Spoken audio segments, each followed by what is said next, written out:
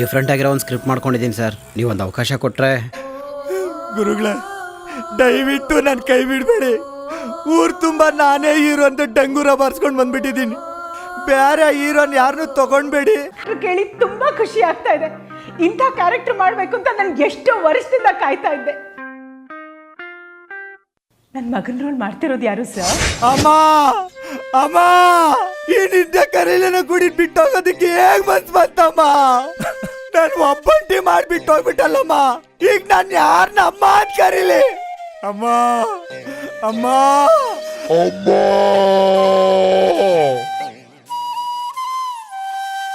ನಾನು ಸ್ವಲ್ಪ ಬ್ಯುಸಿ ಇದ್ದೀನಿ.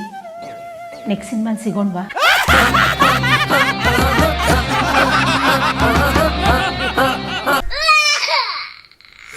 ಹೀರೋ ಯಾರಾದ್ರೆ ನಂಗೇನ್ ಸರ್, ಕತ್ತೆ ಜೊತೆ ಕುಣಿ ಅಂದ್ರೂ ಕುಣ್ಬಿಡ್ತೀನಿ. ನನ್ನ ಪೇಮೆಂಟ್ ನನಗ್ ಬೇಕು, ಕೊಡ್ತೀರಾ?